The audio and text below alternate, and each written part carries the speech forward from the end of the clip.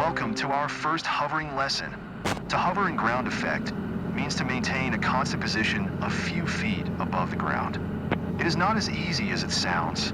In fact, hovering a helicopter is challenging, a bit like trying to pat your head and rub your stomach at the same time. A helicopter has 3 highly sensitive controls, but at first I will be giving you only one control at a time to handle.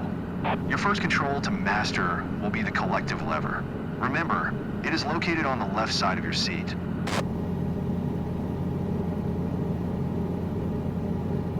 The collective controls your height above the ground. We will use it to take off to a hover. When you raise the collective control, the pitch angles of the main rotor blades increase. This increases lift, and the helicopter climbs. When you lower the collective, pitch angles decrease. This decreases lift, so the helicopter descends. Easy, right? Another thing we will need today is the EPM, which stands for Electronic Pilot Monitor. You might remember it from our previous lesson. Today you will learn monitoring power percentage with a multiple limit indicator. The most important thing to remember about power indications is to never go over 100%. You can read more about that subject in the briefing notes. Okay, enough lecturing. Time to fly. Before taking off, always check that all gauges are green and that we have enough fuel. As you can see, the tank is half full. This is more than enough for our training. Now look left and right to make sure we don't have people or vehicles approaching. All good, and we are clear to go. You have collective control now. Slowly raise it to the point where we become light on skids. This will be around 65% of available power. Be careful. First you won't see any reaction to your movement, but power will catch up soon.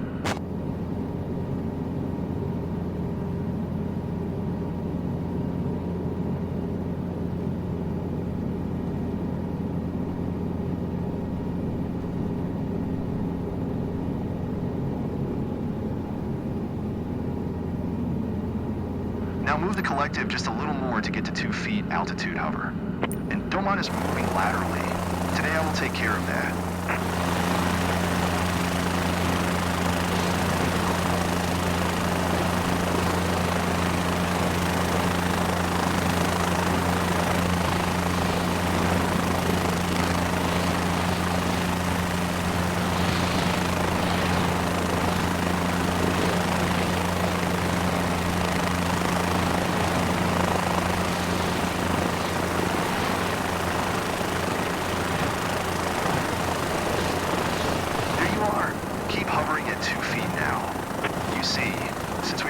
So low, the altimeter will be not useful.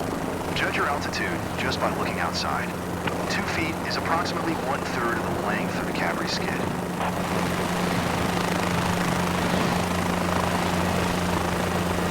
Remember, the main trick of the hovering challenge is to move the controls as gently as possible.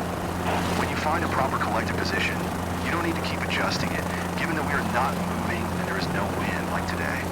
Look around and memorize how 2 feet of altitude looks.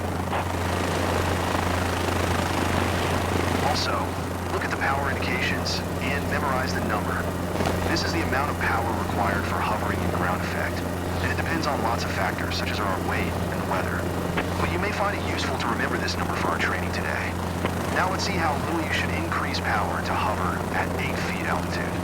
Gently raise the collective just enough to get to 8 feet altitude and stop there.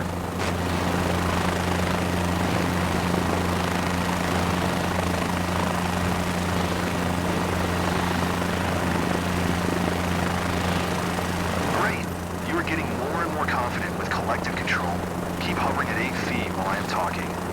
Look around and try to remember how 8 feet altitude looks like. It is an important altitude. You should avoid climbing higher when you hover in ground proximity. We'll talk about it more in our later trainings, but for now, just remember, if your engine quits when you are higher than 8 feet and you don't have enough airspeed, you won't be able to land safely. So whenever you hover stationary in ground proximity or hover taxi, stay below 8 feet and you will be safe. Now let's go back to a 2-foot hover.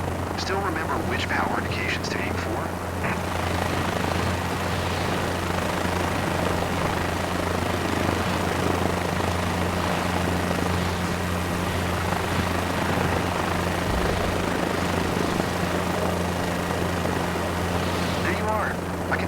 Now you understand sensitivity and inertia of the collective lever much better. Our last objective for this training session is landing from a hover. Remember to always stabilize your hover at 2 feet altitude before touching the ground.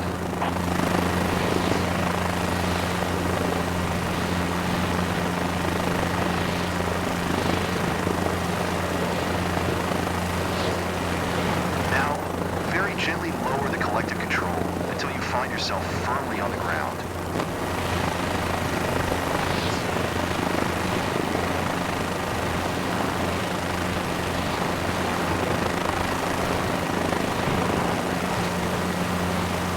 Congratulations, you just did your first landing from a hover.